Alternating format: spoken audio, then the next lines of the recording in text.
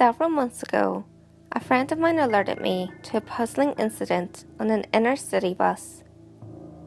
Being a bus driver himself, he had heard many of the usual generic stories that would be exchanged around the depot.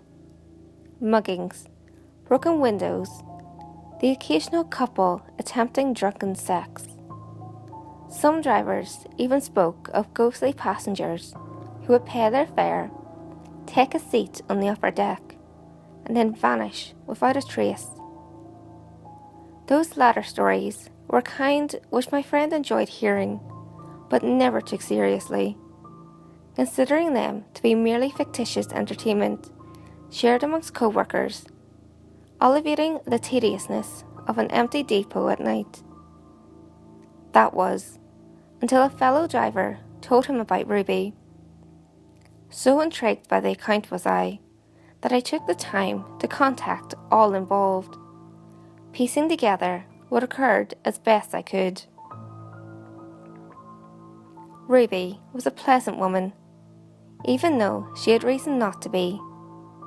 In her early 40s, life was much harder than it should have been. Each day a struggle.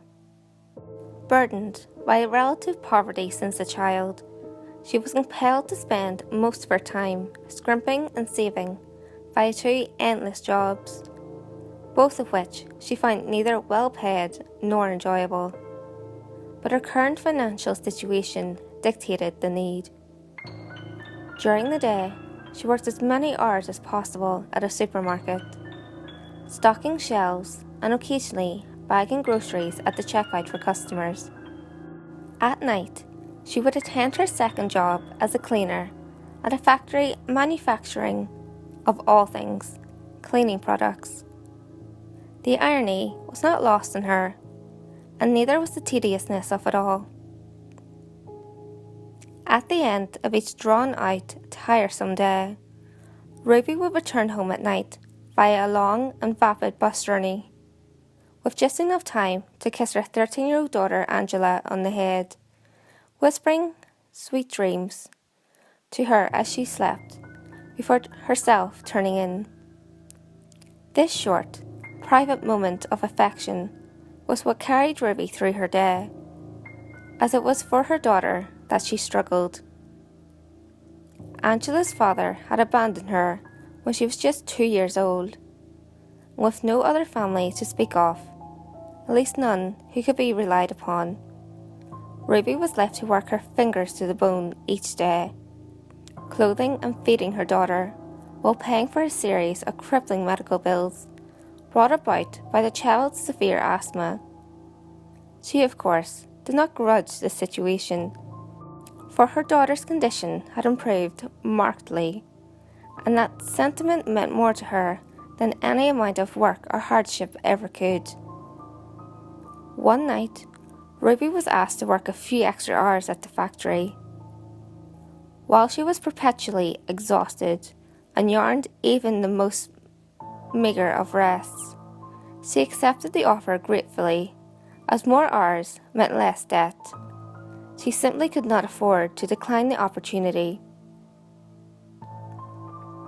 At 11:37 p.m, following the end of her shift, she stood at the nearest bus stop, illuminated by an overhead street lamp in the darkness, waiting with heavy eyelids for the last bus of the night to arrive.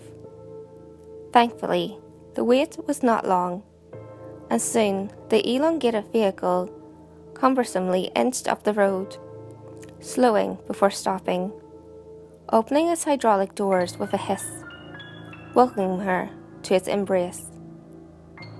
The driver, a balding and irritable man who appeared equally as tired as she did, grumbled for Ruby to pay her fare, which she did after rattling through her handbag for what seemed like an age, finally producing her desired amount of loose change, much to the driver's annoyance.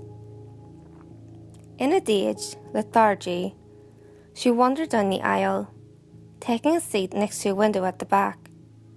As she prepared herself for the long, boring route home, the vehicle shuddered back into life, pulling away from the pavement as the doors sealed shut, stumbling with unsure progress on the last leg of his journey for the night. The engine growled, the vibrations climbing up the frame of the bus, rattling the window slightly and causing the seat, which Ruby now slumped in, to quiver in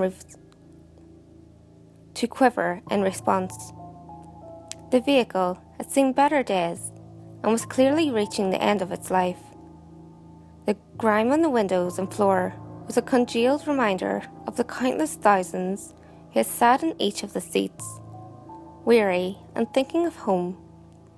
Discarded gum stuck to a shoe, the murmured grievousness of his passengers vented daily.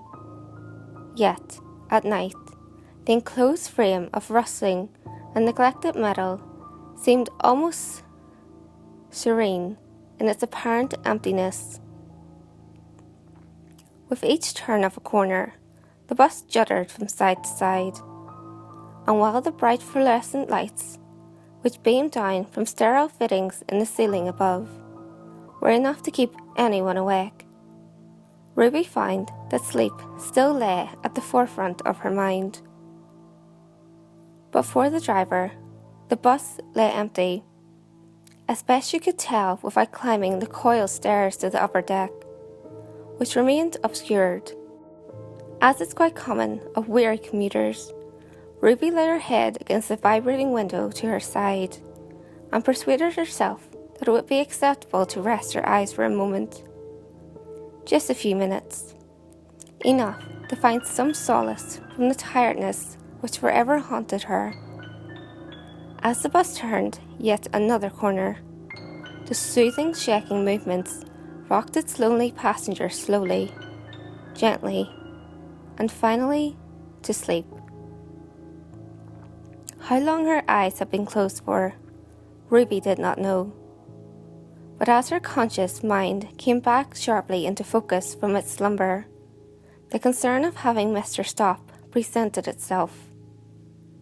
She detested leaving her daughter alone at home in the first place, never mind for any longer than what was necessary. This worry, however, was soon replaced by something else, an uncomfortable sensation of personal boundary and social convention broken, of the air displaced by the form of something close.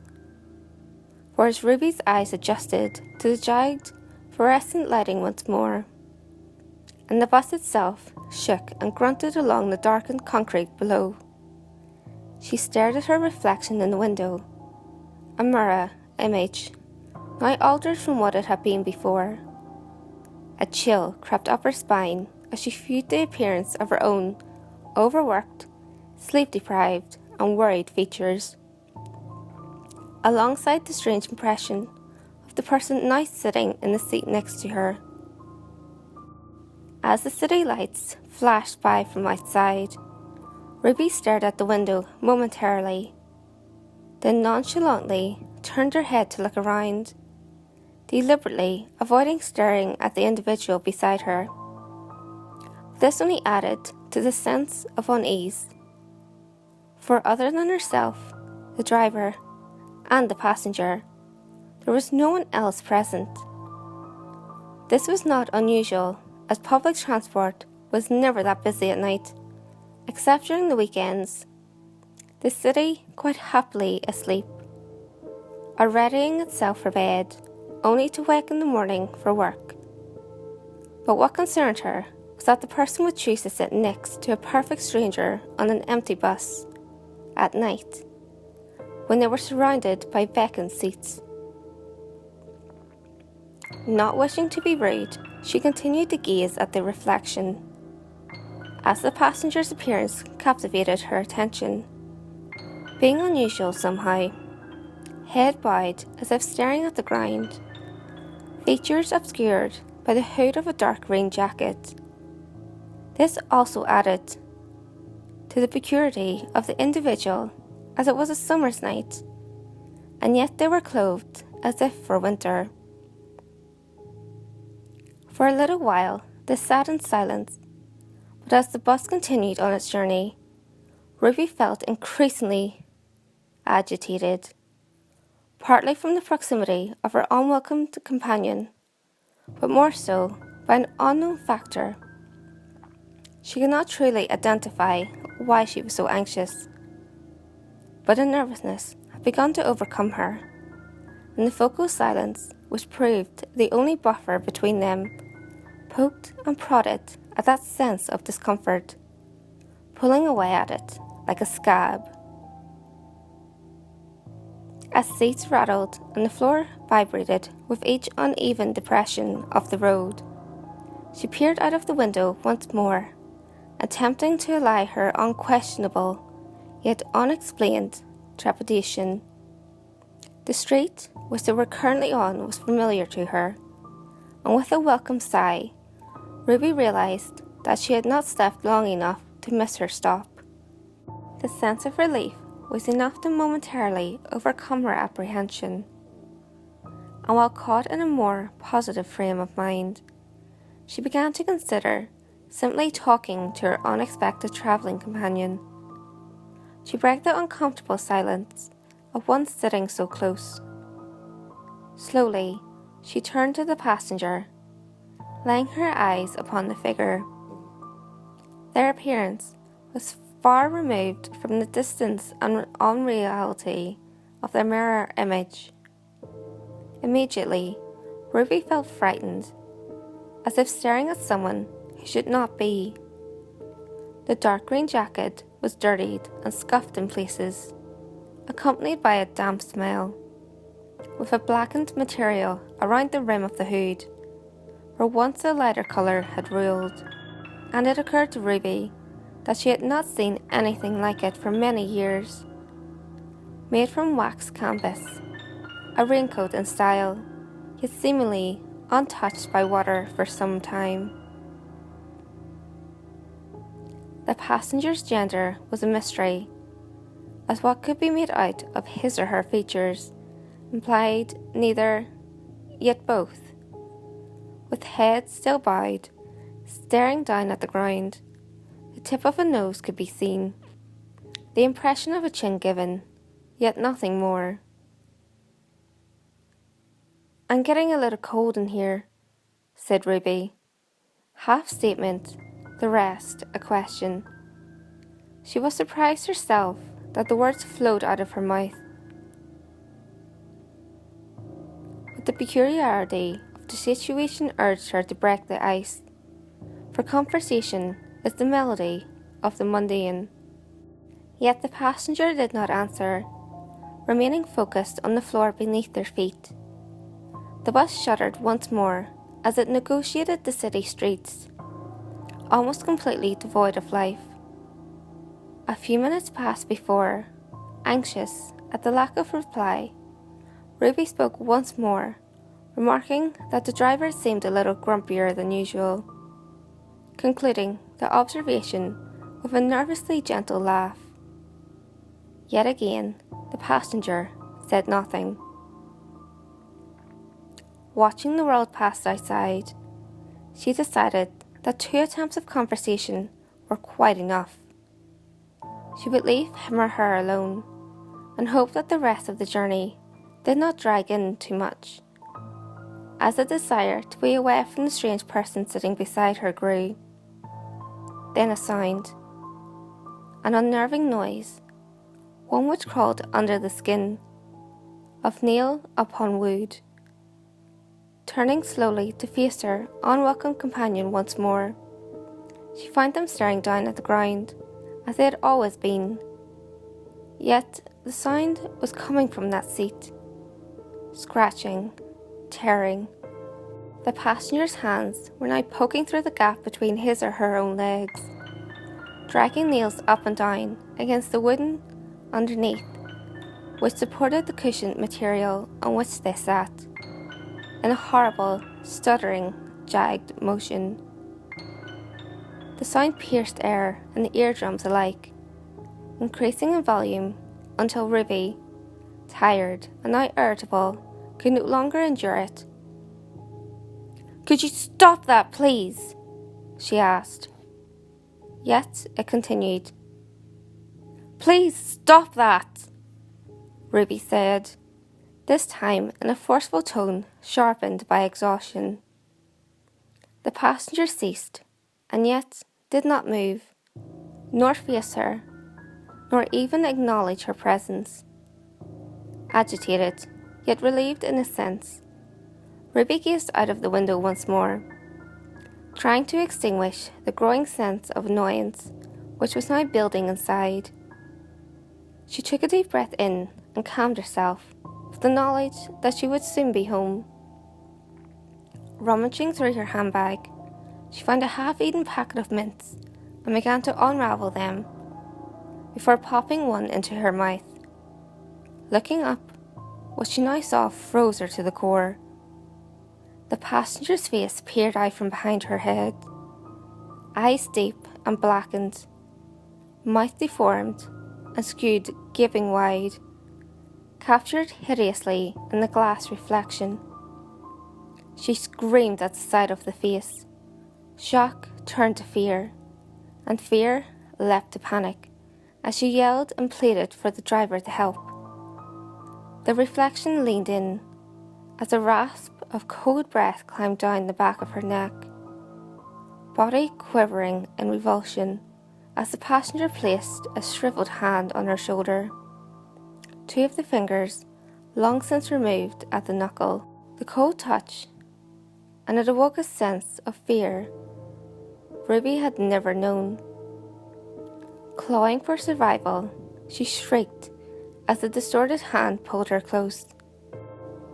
With effort, steeped in terror, she tore away from the abhorrent grip, leaping into the seat in front, scrambling over the aisle and falling to the ground, bashing her cheek against the floor.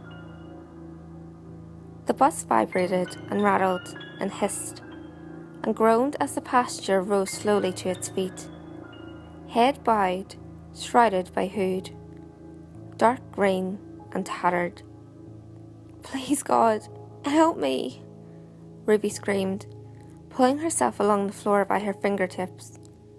The passenger followed intently, stepping out into the aisle, proceeding slowly towards her. Scrambling and terrified, Ruby pulled herself to her feet. But as she did so, the bus veered wildly, untamed across the road. She stumbled against the momentum, but the hooded figure remained rooted and firm.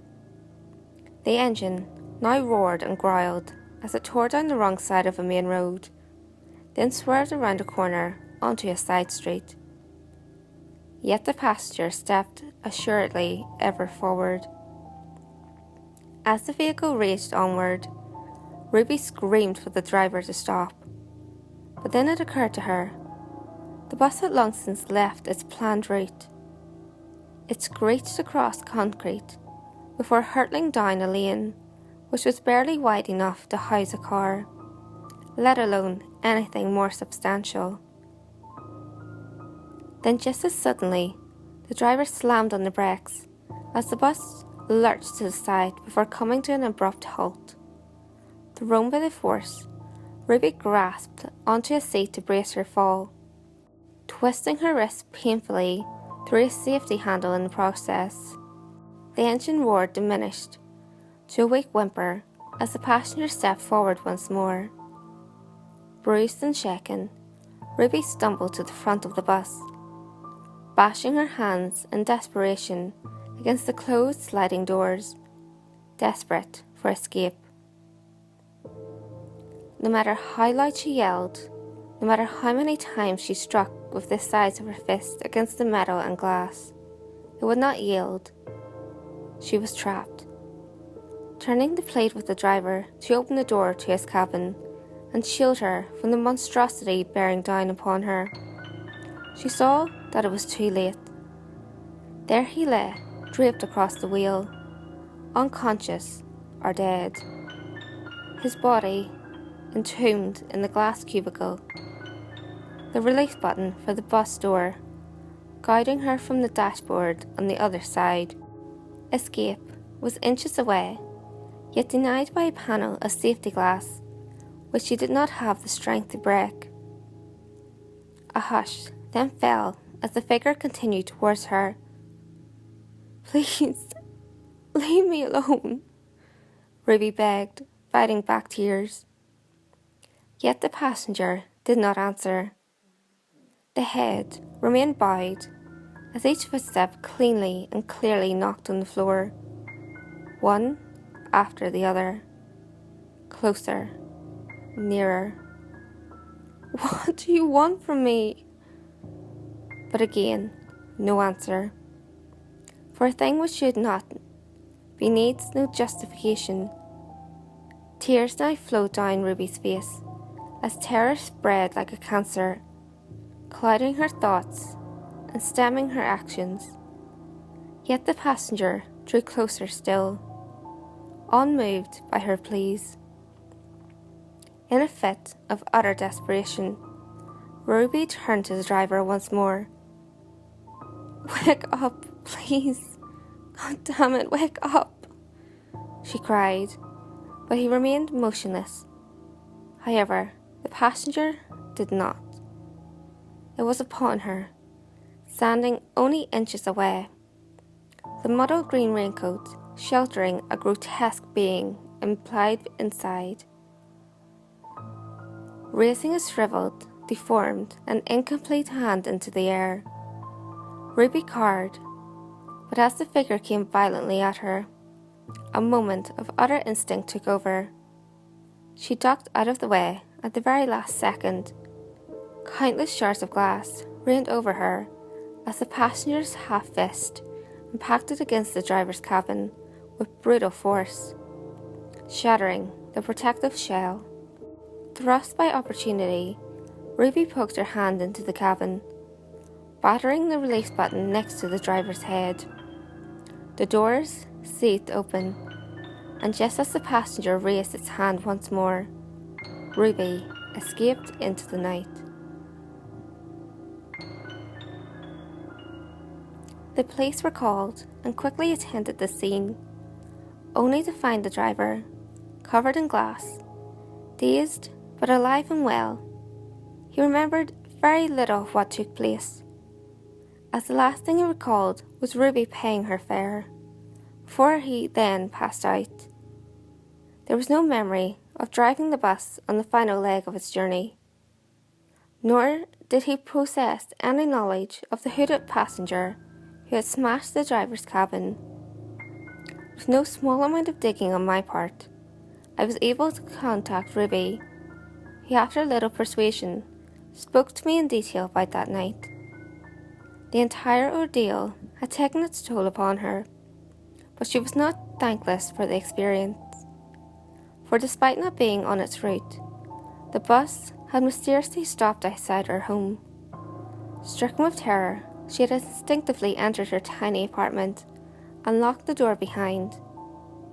But before phoning the police, she quickly called for an ambulance. Her daughter had suffered a terrible asthma attack and lay moments from her death on the floor. Thankfully, she survived. The police found no evidence of the passenger, no CCTV footage, nor eyewitnesses. It was as if the hooded figure had vanished without a trace, all but for one chilling reminder that it had indeed been there. For at the seat where it had sat was a message, clawed into the wood underneath. 2 words which simply read, "Not yet." In Ruby's mind, those words have haunted her more than any hooded figure ever could. For if not yet, when? Hey guys, if you enjoyed this video, give it a thumbs up and share it with your friends. You can also leave a comment below. All feedback, good or otherwise, is always appreciated. If you have any creepy stories of your own, or have any topics that you would like me to cover, feel free to send them in via any of my social media. You can find all links to my social media in the description below. Until next time guys, make sure you lock your doors, stay safe, and I'll see you next video.